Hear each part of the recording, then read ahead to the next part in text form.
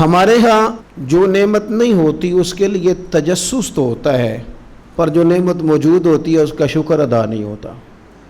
حصول کے لیے تو تڑپ موجود ہوتی ہے کہ میرے پاس سارا کچھ ہے تو پیسے کیوں نہیں، ادھر تو دوڑ دھوپ ہو رہی ہوتی ہے، پر جو صحت ہے، اولاد ہے، تندرستی ہے، نماز کی توفیق ہے، ان نعمتوں پر ہم شکر نہیں ادا کر پا رہے ہوتے۔ تو مقام تشکر پہ جب آپ کھڑے ہو جاتے ہیں تو پھر آپ کا اللہ کے ساتھ قرب بڑھتا ہے۔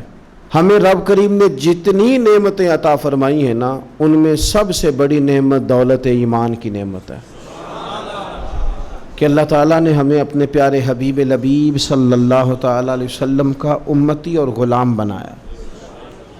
آپ غور تو کریں اس شخص کی طرف جس نے اپنے ہاتھوں سے ایک بت بنایا ہے، اپنے ہاتھوں سے اس کے ناک کان بنائے ہیں، اور اگر اس کی کوئی چیز ٹوٹ جاتی ہے تو اپنے ہاتھوں سے وہ اس کو صحیح کر رہا ہے۔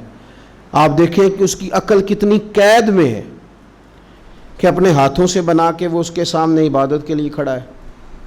اگر خدا کا فضل نہ ہو تو انسان ان گمراہیوں کی طرف چلا جاتا ہے، اپنا نقصان کر بیٹھتا ہے۔ آپ کو اس زمین پر بسنے والے وہ لوگ بھی نظر آتے ہیں کہ جو معاذ اللہ جانوروں کا پیشاب پی رہے ہیں۔ یہ خدا کا خاص فضل اور انعام ہے کہ اس نے ہمیں اپنے پیارے محبوب کی امت میں پیدا فرمایا، خاص انعام ہے، اور یہ سب سے بڑی نعمت ہے۔ اور حضور کی غلامی میں آتے ہی ہمیں شرف کیا ملا؟ کنتم خیر امت،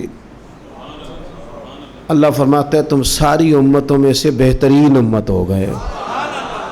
اور رسول کریم صلی اللہ علیہ وسلم بیت اللہ شریف میں کعبہ معظمہ کے سامنے کھڑے ہو کے فرماتے ہیں کعبے تیری بڑی عزت ہے، پر رب کی نظر میں بندہ مومن کی عزت کعبے سے بھی زیادہ ہے۔ اب یہ کتنی بڑی نعمت ہے، اس پر کتنا بڑا ہمیں تشکر کا اظہار کرنا چاہیے تھا، لیکن ساری زندگی جٹ بٹ چودھری ہونے پر تو فخر کیا، مسلمان ہونے پہ نہ کر سکے۔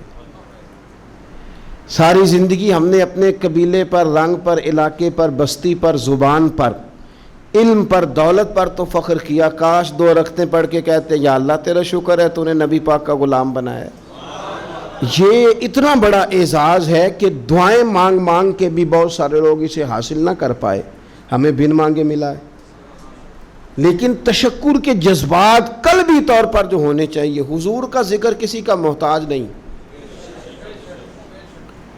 کسی کا محتاج نہیں۔ وَرَفَعْنَا لَكَ ذِكْرَكَ، رب فرماتا ہے محبوب ہم نے خود آپ کے ذکر کو بلندیاں عطا فرما دی، ہم نے آپ کے لیے آپ کے ذکر کو بلند کر دیا۔